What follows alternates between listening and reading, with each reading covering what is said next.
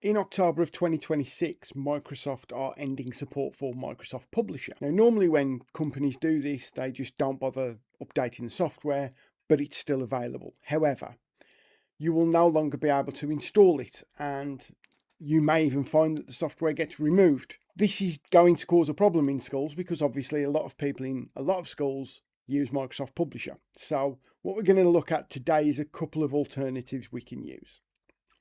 If you're supported by eServices, what you can do is if you click on the start button and type in company, you will find the company portal. And if you open the company portal, you'll see there are some apps there, and you may find that in the recently published apps, LibreOffice is there. If not, click on apps and scroll down to LibreOffice. If you click on there, you can then install it. This is going to take a little while depending on your internet speed, computer speed, that sort of thing. You can see I'm getting a couple of little notifications popping up now.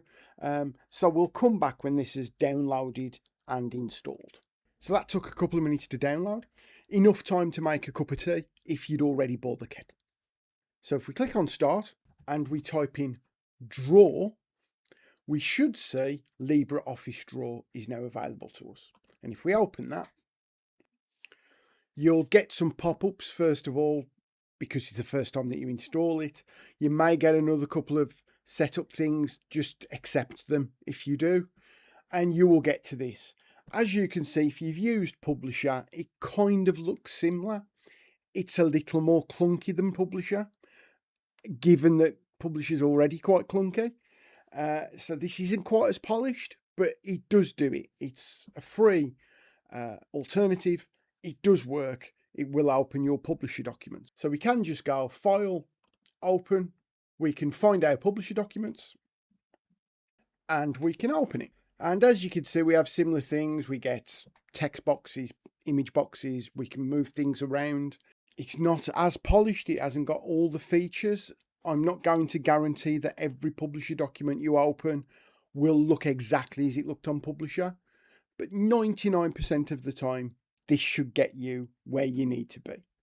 So at least you can open old Publisher documents if Publisher disappears completely. Another thing you can do this if you've still got access to Publisher, or you can do this in LibreOffice Draw. In LibreOffice, I can export it as a PDF. If we still have access to Publisher, what we can also do is go to Save As in Publisher. And instead of saving it as a Publisher file, we can save it as a PDF. You'll also see we can save it as lots of other things as well, including images, JPEGs, PNGs, but we can export our documents as PDFs. And when we've done that, what we can then do is use Canva. So for anyone who doesn't know, Canva is free to use. There is a paid subscription to it, but the free version will work okay. You have got some limitations, but for what we need to use it for, you can use it. So go to Canva. It will ask you to set up an account, and just set up a free account.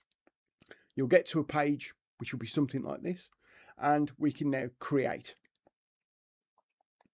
And Canva allows you to create all sorts of things. So if you were doing an Instagram post, for instance, you could type in Instagram and it will give you all the templates for an Instagram post.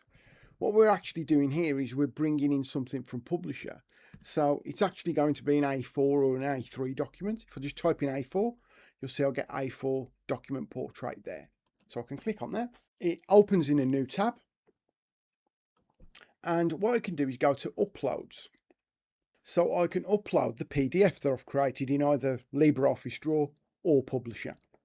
When you click Upload, it uploads the document and it pops it in there. When I click on it, it will then put it into my A4 document.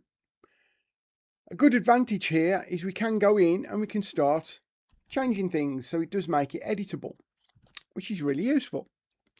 Again, how accurate it is can be hit and miss, and what you can and can't edit can be very hit and miss. So you're seeing it's done quite a good job there. Even though this is an image, it's been able to pick up that that's text and will allow you to change that text. That's not always the case. But if you're stuck, you can export it as a PDF. You can try putting it into Canva, and that might give you the facility to edit it in a way that you need to. So to summarize, Microsoft Publisher's going. If you've got Publisher documents and you want to still use something that feels and looks a little bit like Publisher, then by all means go to the company portal and download LibreOffice.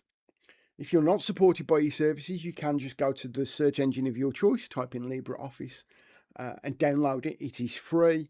You can install that to your heart's content. And the program in LibreOffice is LibreOffice Draw, and you can use Draw as a publisher alternative.